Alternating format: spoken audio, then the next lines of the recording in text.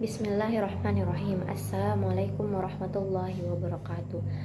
Puji syukur kehadirat Allah Subhanahu wa taala, karena atas berkat rahmat dan hidayahnya lah kita masih bisa sehat dan bersama-sama melakukan tugas akhir praktikum AIKA ini. Salawat serta salam kita haturkan kepada junjungan kita Nabiullah Muhammad sallallahu alaihi wasallam. Baiklah, di sini saya akan melakukan sedikit praktek tentang materi tohara sebagai tugas akhir praktikum. Tohara itu berarti mensucikan diri. Tohara terdiri dari 3, yakni wudhu, tayamum, dan mandi besar. Baiklah, pertama-tama yang akan saya jelaskan adalah tata cara berwudhu. Tentu saja kita melakukan wudhu sebelum kita melakukan sholat fardu ataupun sebelum kita mengaji. Berikut akan saya jelaskan tata cara dan urutannya.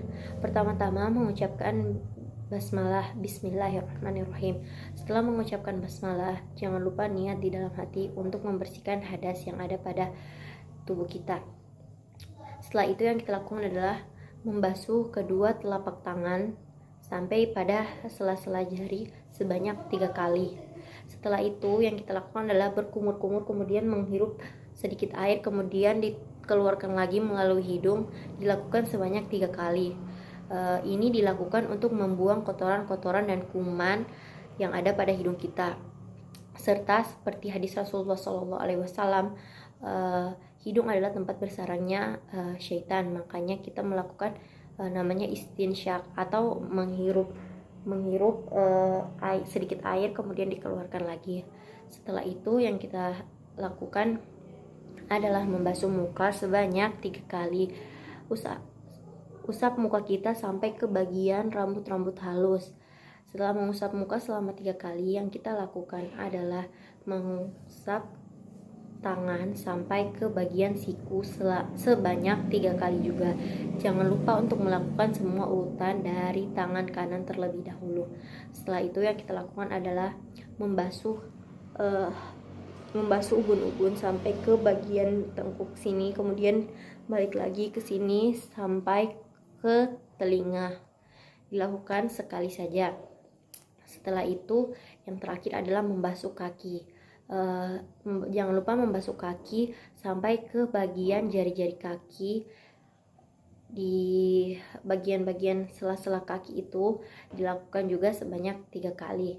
Selanjutnya adalah tayamum.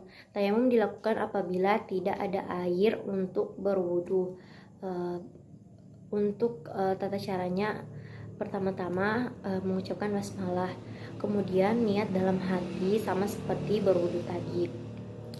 Setelah itu jika ada debu ataupun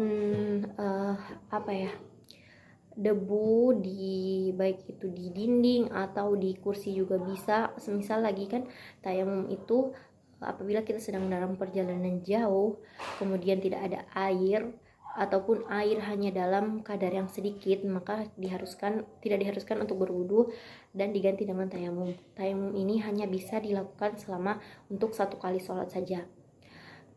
Yang kita lakukan pertama-tama kan sudah membaca basmalah tadi, terus kita menepuk-nepuk tangan kita ke bagian debu yang ada, bisa pada dinding, bisa juga pada kursi yang di depan kita. Misalnya kita bepergian, ada kursi di depan, ditepuk-tepuk seperti ini, kemudian dibuat seperti ini dan diusap seperti itu. Setelah itu membasuh ini muka sama seperti berwudu tadi, harus sampai sini. Setelah itu membasuh tangan kiri menggosok-gosok punggung tangan kanan, begitupun sebaliknya, tangan kanan menggosok punggung tangan kiri. Selanjutnya adalah mandi besar. Pertama-tama yang dilakukan adalah membaca basmalah dan juga berniat untuk membersihkan hadas besar yang ada pada tubuh kita.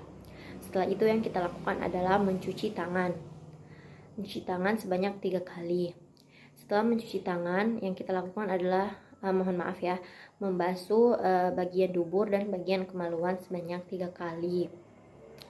Setelah itu kita berlanjut untuk berwudu seperti yang sudah saya jelaskan tadi, tata cara berwudu. Setelah kita berwudu, kita membasuh seluruh tubuh kita. usahakan memang wajib membasuh seluruh tubuh kita sampai bagian kulit kepala pun harus terkena air. Jadi bagian untuk wanita rambutnya ditarik-tarik seperti itu agar kena air seluruhnya sampai ke ujung kaki. Jadi syarat sahnya mandi wajib itu adalah niat dan membasuhkan air ke seluruh tubuh. Tetapi biasanya dilakukan membasuh tubuh dari sebelah kanan terlebih dahulu sebanyak 3 kali, kemudian sebelah kiri sebanyak 3 kali. Tidak apa-apa, karena yang menjadi syarat sahnya adalah seluruh tubuh dibasahi oleh air. Sekian dari saya, apabila ada kekurangan saya mohon maaf. Wassalamualaikum warahmatullahi wabarakatuh. Semoga bermanfaat.